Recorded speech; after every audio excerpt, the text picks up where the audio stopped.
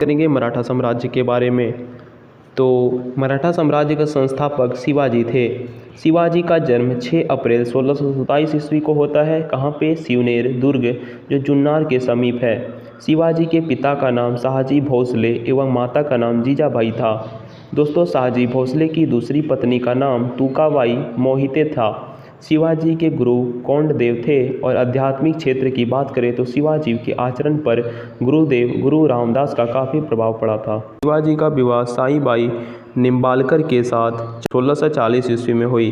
शाहजी ने शिवाजी को पूना की जागीर प्रदान कर स्वयं को बीजापुर रियासत से नौकरी कर ली। और अपने सैन्य अभियान के अंतर्गत 1644 ईस्वी में शिवाजी ने सर्वप्रथम बीजापुर के तोरण नामक पहाड़ी पर किले पर अधिकार किया।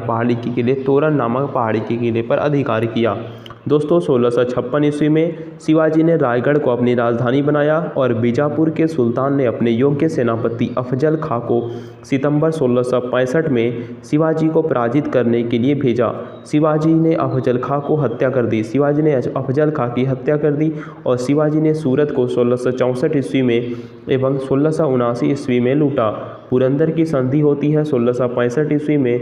इसमें महाराजा जयसिंह एवं शिवाजी के मध्य संपन्न हुई। 1672 ईस्वी में शिवाजी ने पन्नाहाल दुर्ग को बीजापुर से छीना और 5 जून 1674 ईस्वी शिवाजी ने रायगढ़ में वाराणसी काशी के प्रसिद्ध विद्वान श्री गंगा भट्ट द्वारा एक राज्याभिषेक करवाया। मूल रूप से गंगा भट्ट महाराष्ट्र का एक सम्मानित ब्राह्मण था जो लंबे समय तक वाराणसी में रह रहा था। शिवाजी को औरंगजेब ने मई 1666 में एवं जयपुर भवन में कैद कर लिया, जहां से 16 अगस्त 1666 में भाग निकले।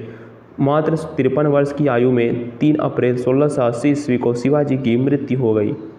महाराष्ट्र के प्रमुख संत की बात करें तो ज्ञानदेव या ज्ञानेश्वर, जो 1271 से 1296 तक महाराष्ट्र के भक्ति आंदोलनक और मराठी भाषा साहित्य के संस्थापक के रूप में भागवत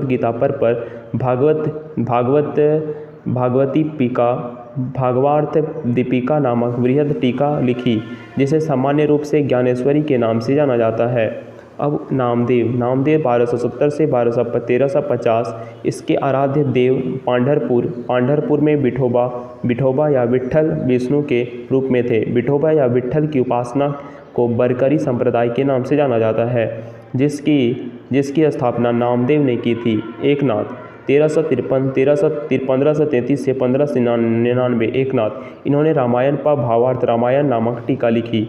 तुकाराम 1598 से 1650, इन्होंने भक्तिपरक कविताएं लिखी, जिन्हें अभंग कहा जाता है। ये अभंग भक्तिपूरक काव्य में ज्योतिपुंज है। उसके बाद आता है रामदास 1608 से 1681, महाराष्ट्र के अंतिम महान संत कवि थे। 10 बोध उनकी रचनाओं और उपदेशों का संकलन है। शिवाजी के मंत्रिमंडल को अष्टप्रधान कहा जाता है। अष्टप्रधान में पेशवा का पद सर्वाधिक महत्वपूर्ण और सम्मान का होता है।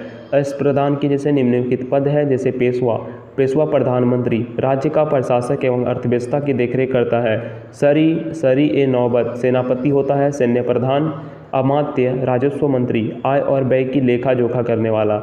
वाक्यानवीस, सूचना गुप्तचर एवं संधि विग्रह के विभागों का अध्यक्ष होता है। वाक्यानवीस। चिटनीस, राजकीय पत्रों को पढ़कर उसकी भाषा शैली को देखना चिटनीस कहलाता है। सुमंत विदेश मंत्री होता है। पंडित राव, धार्मिक कार्यों के लिए तिथि का निर्धारण करता है। न्यायाधीश, न्याय विभाग का प्रधान होता है। शिवाजी के दरबार में मराठों की भाषा के रूप में प्रयोग किया गया। शिवाजी ने दरबार में मराठों को भाषा के रूप में प्रयोग किया। शिवाजी की सेना में 3 महत्वपूर्ण भागों में विभक्त थी, जैसे पागा सेना, सिलवहर और पैदल सेना। पागा सेना नियमित घुड़सवार सैनिक थी। सिलदहर अस्थायी घुड़सवार सैनिक थी। पैदल सेना होती थी। शिवाजी ने कर व्यवस्था को मलिक अंबर की कर व्यवस्था पर आधारित थी। शिवाजी की कर व्यवस्था मलिक अंबर की कर व्यवस्था पर आधारित थी। शिवाजी ने रस्सी द्वारा माप की व्यवस्था के स्थान पर काठी एवं मानक छड़ी का प्रयोग को आरंभ किया। शिवाजी के समय कुल उपज का 33% भाग राजस्व के रूप में वसूल किया जाता था, और जो बढ़कर 40% हो गया था। चौथ एवं सरदेशमुखी नामक कर शिवाजी के द्वारा लिया गया है। चौथ होता था किसी एक क्षेत्र को बर्बाद न करने के बदले दी जाने वाली रकम को कहा गया, और सरदेशमुखी इसके हक का दावा करके शिवाजी ने स्वयं को सर्वश्रेष्ठ देशमुख प्रस्तुत करना चाहता था।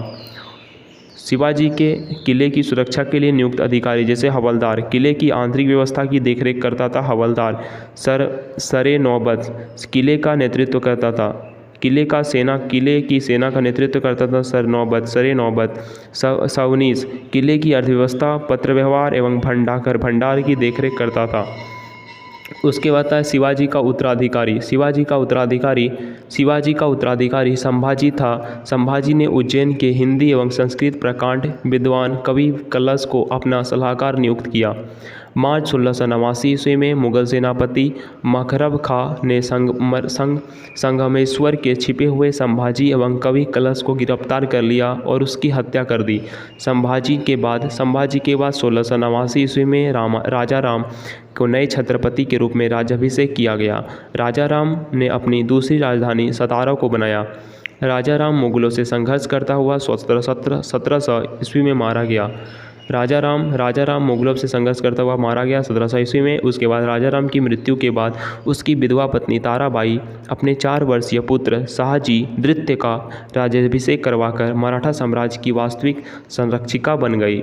1707 में औरंगजेब की मृत्यु के बाद संभाजी के पुत्र साहू, जो अंग्रेज के कब्जे में थे, भोपाल के निकट मुगल के शिविर से वापस महाराष्ट्र आया। दोस्तों, साहू एवं ताराबाई के बीच 1707 ईस्वी में खेड़ा का युद्ध हुआ। साहू एवं ताराबाई के बीच 1707 ईस्वी में, याद रखिएगा, खेड़ा का युद्ध होता है, जिसमें साहू विजयी होता है और साहू ने 22 जनवरी 1708 ईस्वी को सतारा में अपना राज्याभिषेक करवाया। साहू के नेतृत्व में नवीन मराठा साम्राज्यवाद के प्रवर्तक पेशवा लोग थे, जो साहू के पैतृक प्रधानमंत्री थे। पेशवा पद पहले पेशवा के साथ वंशानुगत हो गया था। 1713 ईस्वी में साहू ने बालाजी विश्वनाथ को पेशवा बनाया। इनकी मृत्यु 1720 ईस्वी में हुई और इसके बाद पेशवा बाजीराव प्रथम आए।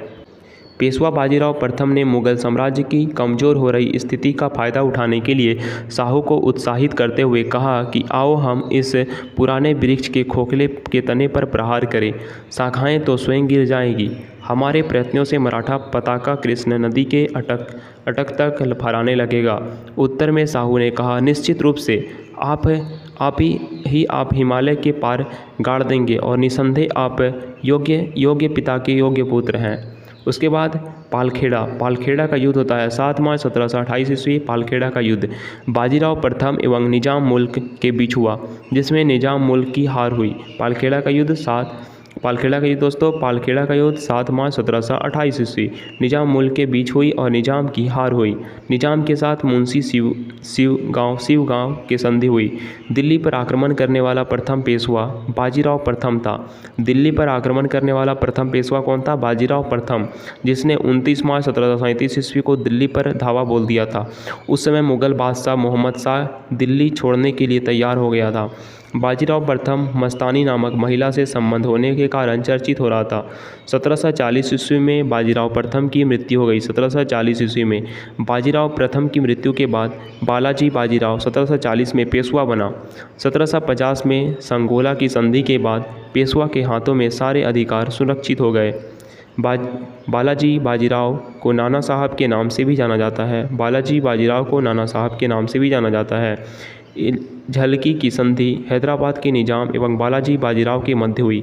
बालाजी बाजीराव के समय में ही पानीपत का तृतीय युद्ध 14 जनवरी 1761 ईस्वी को हुआ, जिसमें मराठा का हार हुआ। इस हार को नहीं सह पाने के कारण बालाजी की मृत्यु 1761 में हो गई और माधवराव नारायण प्रथम 1761 में पेशवा बना।